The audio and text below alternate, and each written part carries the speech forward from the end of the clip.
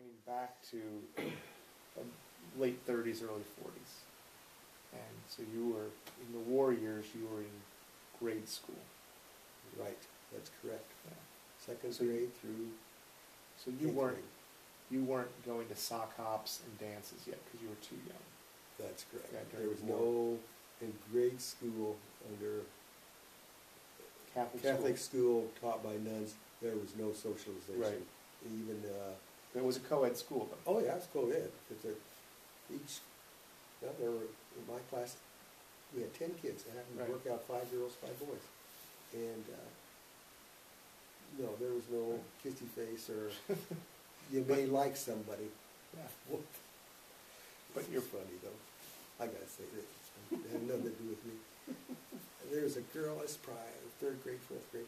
There's a girl named Beulah Heck. And she was a year ahead of me. And boy, she was nice looking. Only she was about a foot taller than I was. And Beulah had kind of a funny lisp where she spoke, but that was no problem. But anyway, she was my girlfriend, although she didn't even know it. And Donnie Duncan, who was a year ahead in her grade, he said, I was telling him, I think that Beulah Heck's pretty nice looking. He said, oh, you don't want to marry her. I said, well, why not? He said, well, look at her brother, who's a year younger, who had a hair lip. And he said, her brother's got a hair lip. If you marry her, you might have a hair lip kid. I thought, whoa. And that ended my infatuation with Beulah Heck. Did you have a record player? I did not have a record player. You had a radio. I had a radio, probably got that in 6th grade, I think, for Christmas. And you went to the movies on the weekend. Our entertainment would be after school, if you didn't have to work, which I did, but I didn't work very much. You'd go downtown to the chocolate shop, only it was a multi-mill place. It was a dairy and back and Fountain, and they sold malts and cokes there. You gather there. It's probably a room about as big as our kitchen area, probably hold 20 kids standing. There you went, and that was a socialization. boys and girls. Boys and girls both. Classes probably all high school, nothing younger, but probably junior, seniors mostly. Freshmen, sophomores, I think, someplace there. And so that was the socialization. In the evenings, sometimes they'd be open, so you could go to a movie and go over there afterwards, more social. Tweeton's Dairy was our social thing. Tweeton's Dairy. That was the name of it. Mr. Tweeton had a dairy in back. Like Twitter. And tweeting. T-W-E-T-E-N. You had your own version of tweeting. That's right. And so that's where you went for a meeting place, except on Saturday nights, and they'd open the youth center, which was above a dime store. There was dancing and pool and cokes and... Chaperones? Oh, gosh, yes. Usually 2 couples and parents traded. Oh, so it wasn't the school or the city? No, it was done, evidently must have been a parents group. Who remodeled it and who made it as a kid, I have no idea. But I know there was community involvement on a volunteer basis, I think. Because there was always people there, 2 couples, but they weren't necessarily parents. And that's junior high or high school? That's high school. That's high school. So would those be dances? Yep, or they'd have record music? players going there. And somebody ready, I don't know, you volunteered. I know I volunteered to run the self-cokes every so often. I'd be doing that maybe once every couple months. You've heard big band era and swing music and I guess some jazz. Do you remember what the music was? What was played in the records? Would it be early rock and roll as we know, or was it swing dance and big band? Tommy Dorsey. Slow waltzes. Waltzes? Well, slow dancing. With pop singers singing or just instrumental? Nope, pop singers would sing, instrumental. Like we know Bing Crosby type, that type of singing? There you go. Mel, totally next to me. Bing Crosby. I can't tell you the names of the bands, but they're all slow and easy. There was some fast dancing, but I didn't ever learn how to dance fast. And probably only a couple guys in high school did. So what guys would dance with the girls, it was always slow. Back in those days, things never change. It wasn't uncommon to see 2 girls dancing together fast. Whether we were, I think we were just shy and afraid to get out there and learn, because you'd have to have a girl teach you how to do it. Did you do square dancing or organized line dancing? Or was it always boy and girl, boy and girl? No, there was no square dancing or line dancing, boy, girl, boy, girl. Couples dancing? In grade school, there was what they call a KC Hall, Knights of Columbus Hall, it's a Catholic organization.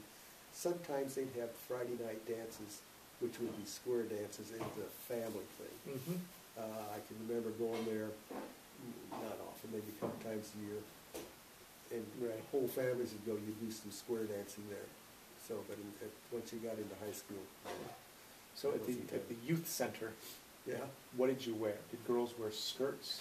yeah, always skirts. There was Were no they long jeans. skirts? Were they knee-high, like we think of Catholic girls' school skirts, or the puffy skirts that you'd see in the 1950s? What? Okay, not shorts. They would be, I suppose, by the day long. I would guess below the knees, halfway below the knees Okay. and ankles. Yeah, they'd be full skirts. They'd be tight skirts though too. Sweaters. No jeans. If you wore jeans, it would be a special night. Maybe a couple times a year, jeans night. You could wear jeans then. Did you have a pair of jeans? No. One pair? You didn't. I got one maybe junior high school. In other words, I got a pair of Levi's that I thought I died and gone to heaven too. Yeah. So what were those? Those Tell me about jeans, because they're Jeans- ubiquitous now, but back in the Jeans 1930s were and what you 40s. would wear, sloppy jeans that a farmer would wear. Maybe the legs, instead of being this tight around you, be like this. They'd be really farmer's jeans, saggy, rivets on there, not attractive, usually didn't fit until Levi's came, and my Louise, my older sister, Mary Burr, who ran a clothing store in Iowa City, and they had Levi's, and Burr got me a pair of Levi's. And those fit. Oh, God, did they fit. And were you suddenly I had- cooler? I Did you had- move up the social scale? I was the only guy with real Levi's in Washington High School. I had rivets on the back and a leather thing that said Levi Strauss. And I was an important guy till they watched me for a couple of weeks, then all of a sudden people made a trip to Iowa City and those jeans sprouted up. So is it fair to say that you were a fashion leader for several week period until other people figured out the Bremmer's connection? More than that, twice I was that. Once for the jeans, once for a sweatshirt that I wore to school that had an official Iowa emblem across it from the athletic department. Not that you could buy in the store. It was, however Murph got it. I think he had friends on the football team. Got it. Because Murph was young in those days.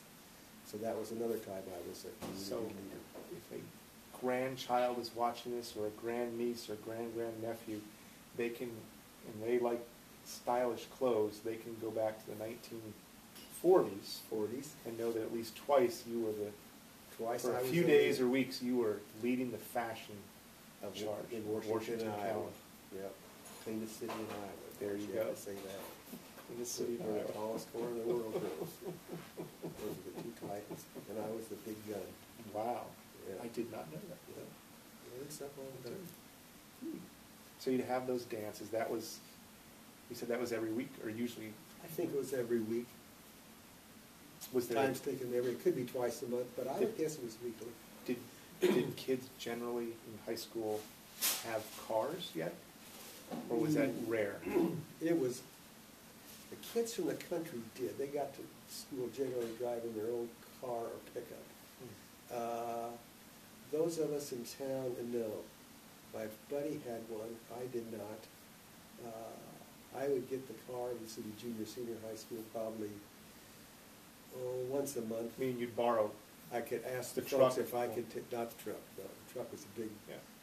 no, you couldn't drive that. Had to have a chauffeur's license anyway. Okay. So that was out of there. And I wouldn't have wanted, it was big in those days. But folks would loan me the car, Remember what it was? maybe once a month. Do you remember what it was? Yeah, it was a 50, it was a Buick, 48 Buick, 49 Buick. Okay, so that's when you're in high Three school. whole, yeah, it's in high school. At some point, I remember a newspaper clipping of you with a Model A or a Model T. What was it? Were you That bought would- one with a buddy and were refurbishing it, or what was that? This would be in high school, and Dad, of course, me and Jeff went a picker. We went out to this widow's farm, and he was buying I think some farm equipment that was for junk. It was really, and she had this old 1919 Dodge Touring car in the barn. A Dodge. Dodge Touring. Yeah, Dodge Touring. And so she wanted to sell it. She wanted to get it out of there. So Dad gave her $10 for it. Hauled it to town. $10 for a car. And we hauled it to town. We pulled it with a chain, and I steered it. We went very slow. I don't know, we were probably 8 or 10 miles out. Anyway, got it. And that thing looked, he was going to junk it out. And I thought, I didn't have a car when I was a junior in high school. If I could make that thing run and buy it from him, because I know what he paid for it, I might have a deal for He it. charged you $10, or did he charge you 12?